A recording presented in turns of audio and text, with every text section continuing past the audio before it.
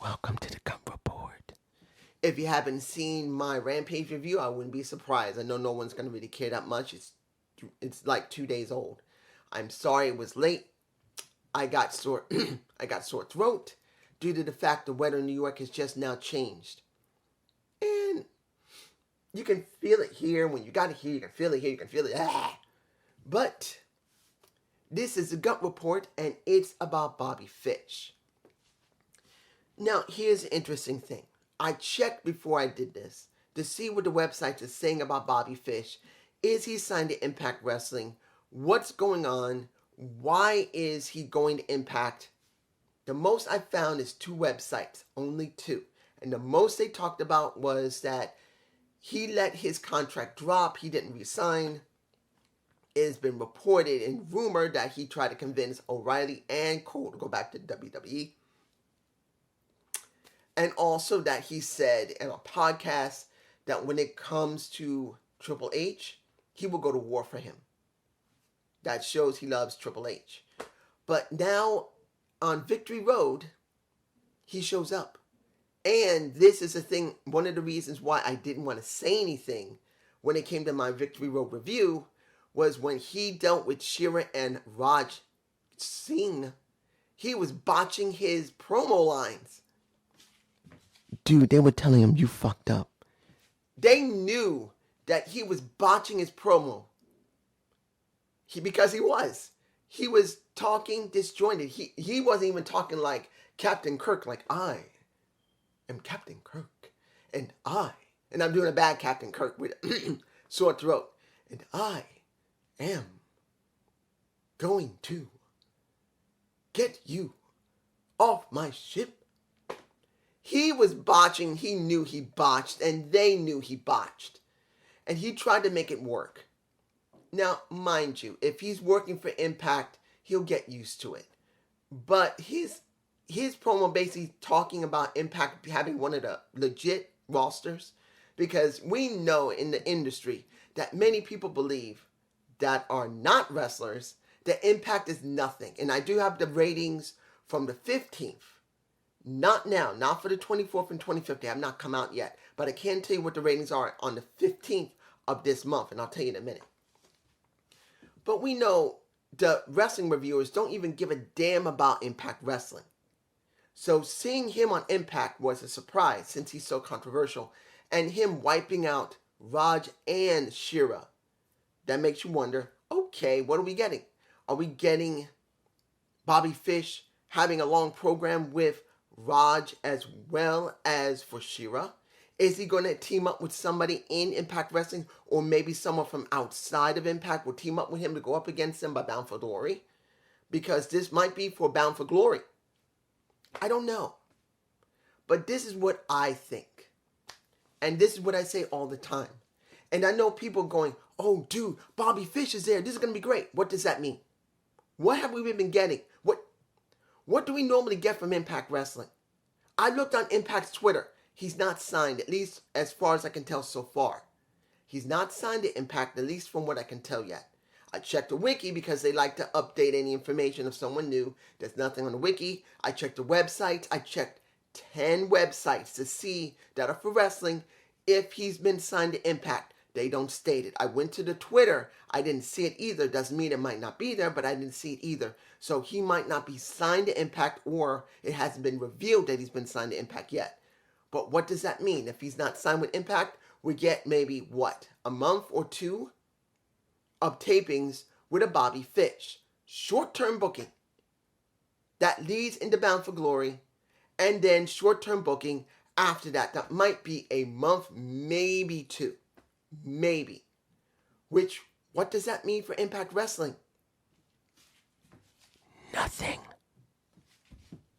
Look at AEW for the last couple of months. People noticed that AEW is doing short-term bookings. They were. Next to CM Punk getting hurt beforehand before he finally came back. Lately, we noticed short-term booking for most people. Look at Powerhouse Hobbs and Ricky Starks. Why did we get All Out? Why didn't they just leave it for Dynamite like this, an unsanctioned lights out match? It would have been better that way instead of seeing a 4-minute squash match of a powerhouse on Ricky, who now just got back his win, which he shouldn't have even had to worry about All Out. Right now, short-term booking is not what people want. They want long-term. That's the reason why people loved AEW the way they did. It's not the point that you don't always like the wrestling. They enjoyed the booking a lot. And Impact doesn't do long-term booking. But for one person. Maybe two. Look what happened Look what happened before Josh Alexander. It was Moose. They did long-term booking for Moose. Generally only for Moose. They had a couple other people for a couple of months, but Moose had the longest running booking there was, next to Tessa Blanchard. And I still say Tessa had horrible booking, not because she was a bad wrestler. It was because they just booked her in a way that just didn't seem to be working correctly. And in the end, when she left because they fired her, hurt Sami Callihan because of how they booked it. They made her a dominant woman.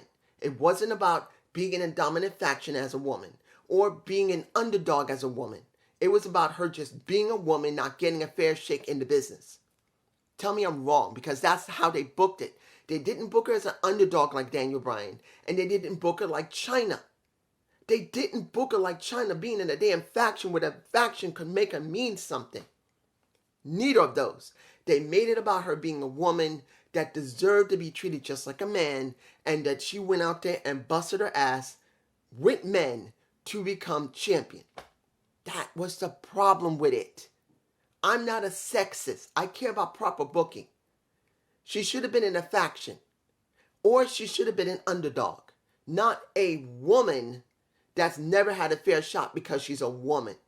It should have been about her being an underdog, that she's always had problems when no one, well, she always won. That didn't always win. That she'd always been considered just Tully Blanchard's kid, and she's never been allowed to amount to anything. That's what I mean. Sorry. It's early in the morning, guys. It's like 6 something in the morning. And my throat still hurts. But you get my point. With her, they booked her wrong. They just didn't book her correctly.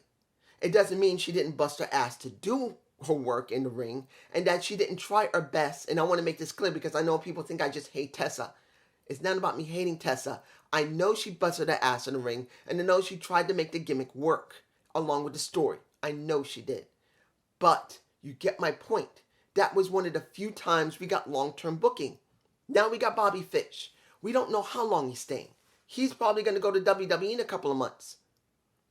He may stay for a couple of weeks, do some recordings, and then he's gone.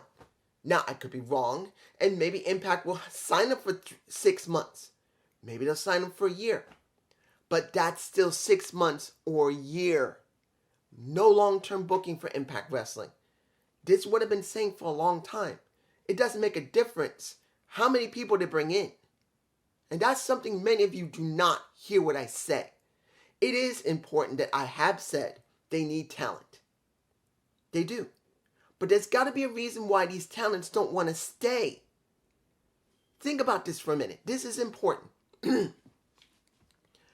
There's got to be a reason why many of these talents do not stay with Impact Wrestling. There was a point in Impact or TNA's life that they were more than happy to stay. Even if they didn't get the same amount of money as WWE did, they were more than happy to stay, even though they had not even close to the money WWE had. What was the deal? Booking, presentation, knowing that they're going to be utilized, knowing that they're going to be needed and loved by the fans, either as a heel or a face. It didn't make a difference. We are far from that. Impact Wrestling is not even close to what it used to be. They don't even have a tenth of the budget they used to. You want to know how I know this? The September 15th ratings. It's at 82,000. It went up from 68,000. Guess what? It was in the beginning of the month. It was, at the end of August, going into September. September was 64,000. No, it was 67,000, my mistake, and went up to 82,000. Well, there are two sites that are kind of contradicting. There's one that's 82,000, another one that said 87,000. So it's got to be somewhere between 82 or 87. Let's say 85. 85,000 watched the product on the 15th last week.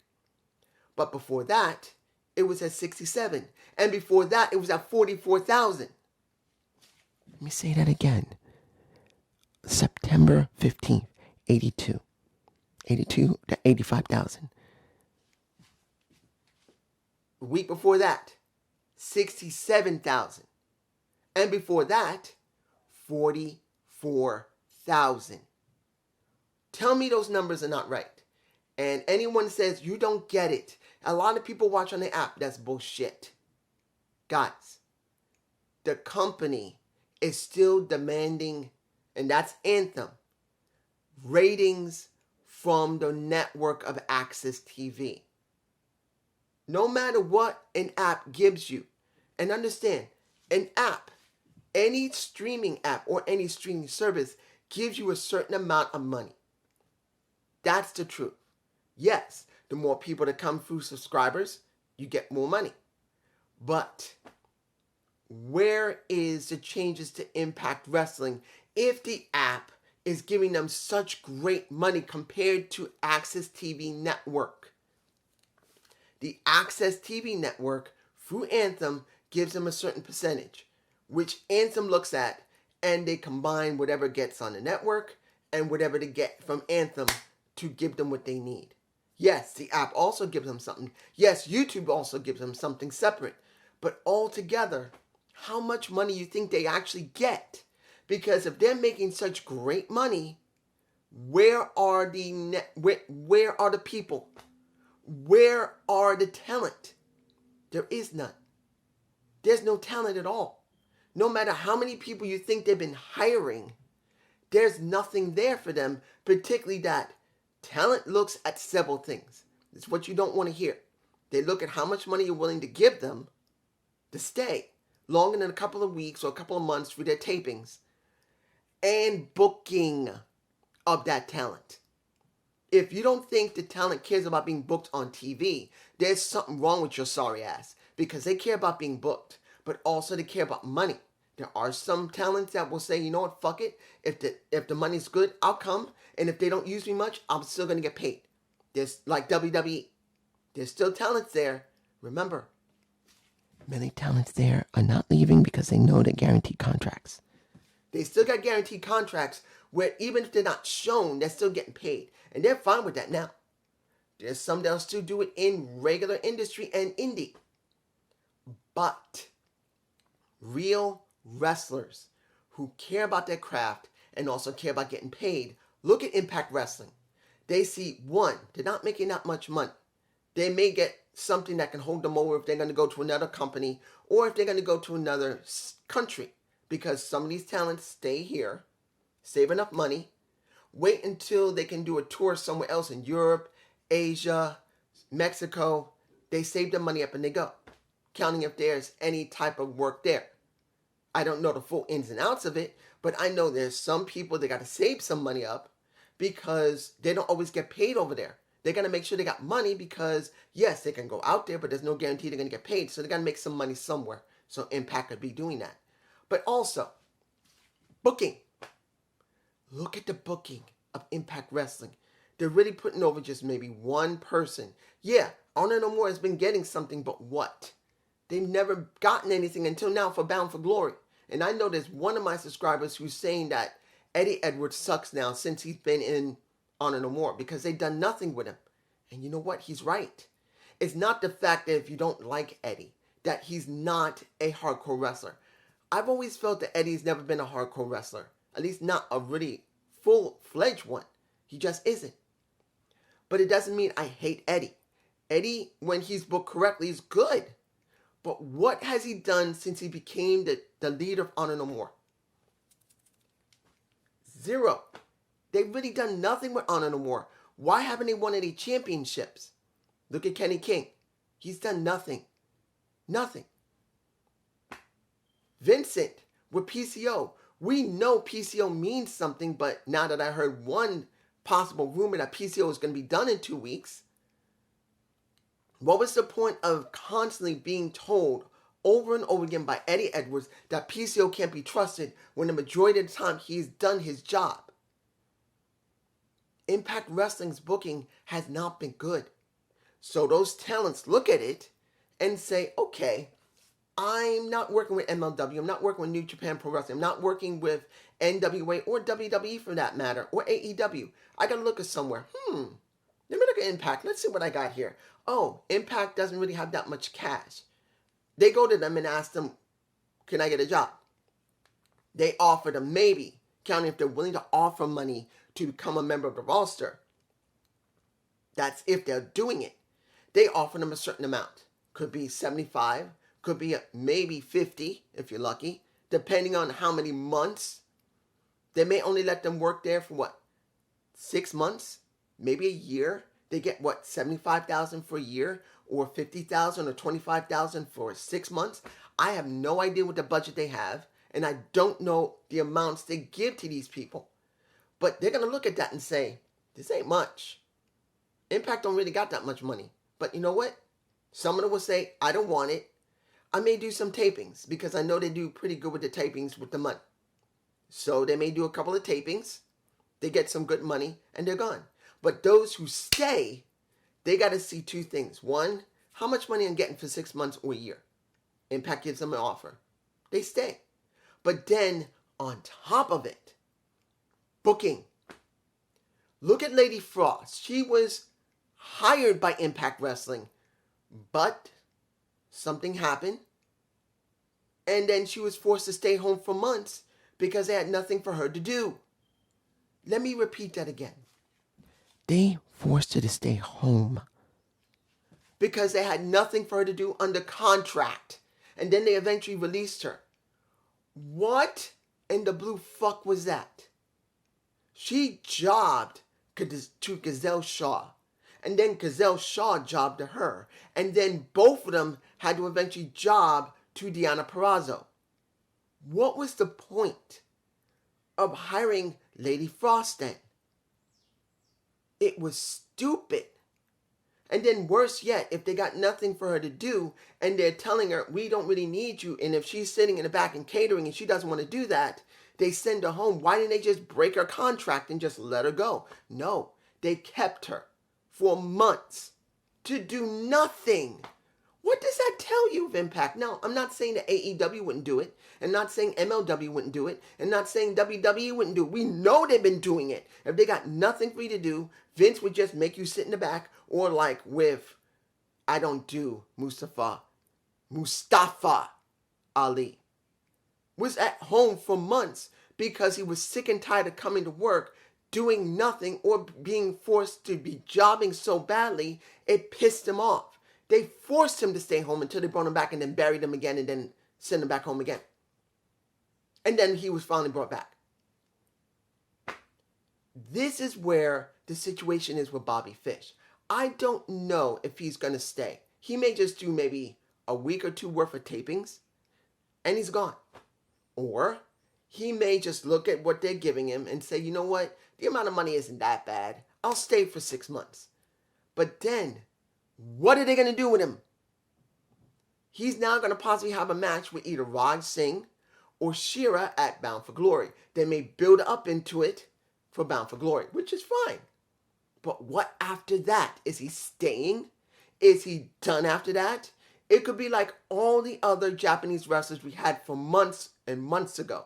They come in, stay for a couple of weeks, maybe a couple of months. Maybe if you're lucky to get 2 months, maybe. They're gone. We gained nothing. And you understand the reason why I bash Impact Wrestling and tell everyone, look at Impact. It's still a good company. There are talented people there. But management is the main issue. Management is always going to be the issue.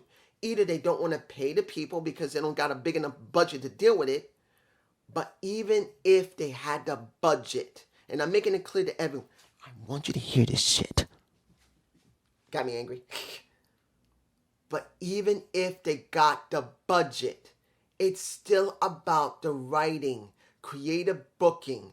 If creative booking gives us this, who would want to stay once their contract is done? Tell me I'm wrong. And I know there are very loyal people. Moose has been there for years. He could have left to try to go to AEW. He got his contract negotiated. I know there's, like, Eddie Edwards is still doing his contract with Impact Wrestling. I know it. There are people who believe in Impact still, who love Impact, and they're a staple there. And I'm not against them. I'm glad there's still people there that we know we can trust. But if creative can't write for them properly, and that's new people coming in, like Marsha Slamovich, I don't give a fuck how many people have been saying in the comments that she is loved by people. They're loving her because of her indie work. I say it again. They're loving her because of her indie work. You don't want to hear that. Well, I know the ones who say the comment. You understand me. The ones who are loving her don't, because they keep seeing the same damn thing. It's about her indie work they fell in love with. She's now in a main promotion, and they think everything is going to work out for her. But we got 2 weeks before Bound for Glory, and I would be shocked if they make her win that damn title. I'll be shocked if Jordynne Grace drops that damn title. I don't think she will. If she does, I'm fine with it. Maybe they will finally do something with Marsha to make her important. Because we need a good, credible champion that must be booked correctly. That's going to make every woman scared to even approach her. And she's going to have to go after them. There's nothing wrong with that. I would like that. But I don't believe that Impact is going to book it that well. And there's a strong chance Jordynne Grace will beat her. And what happens if they do beat her? What happens if Jordynne Grace whoops that ass? She folds her, as they say. Let's say at Bound for Glory, Jordynne Grace folds a Marsha Slamovich and beats her ass. And maybe they'll have 2 more matches after that. She's going to go from here, and that's Marsha, to here and here. What then for Marsha? She's signed to Impact. I don't know if she has a multi-year deal. It might only be a year's deal. So it could be almost up. And if it is, she's about to get her ass handed to her. And before she leaves, she's going to look like shit, like most people do. And they're gone. So everything I said for years will still come true. That they didn't book her in the very beginning because of the war, the way it was. And they were worried about how people would perceive her. Instead of leaning into it like the Iron Sheik during the Cold War. They wouldn't go there. They should have. Then the only thing they did was just let her squash outside talent. And never see her in the back. She doesn't have to talk. She just needed to be seen like she was there at Impact. They never went there. And then, finally, when she's starting to work with the main roster and starting to give them something special, they barely showed her other than being in groups. Or, in the case when it came to Jordynne Grace getting an envelope from Marsha, what did Jordynne Grace do? Give her back another envelope. With her being crossed off when it should never been like that. They should have never let Jordynne do the same thing back to Marsha. Even though, yes, it sounds like it would be obvious to do, does not mean it should have been done. So when I look at Bobby Fish, and we're going right back to Bobby, this is what I see. If he is not signed to Impact, we got maybe 2 months worth of booking. Maybe 2. Month and a half, possibly. The first 2 weeks right now, we're going to have Bound for Glory. We have everything set up for Bound for Glory. Then after that, maybe a month and a half of tapings with him. Then he's gone by the time of the next Impact Plus show. He'll do the Impact Plus show. Then maybe he'll probably be gone. That's what we'll get. Now, if he stays longer because he does sign with Impact, he may sign a 6-month to a year deal. And the question is going to be, will Impact book him correctly? Because that's going to be a big question. I can't answer that. That's counting on Impact booking him. But it's just me, and I hope you enjoyed this. Gump report, my throat hurts. My throat hurts. I can feel it here, I can feel it here. And my eyes are itching. That means my allergies are up, and I got sore throat. Peace.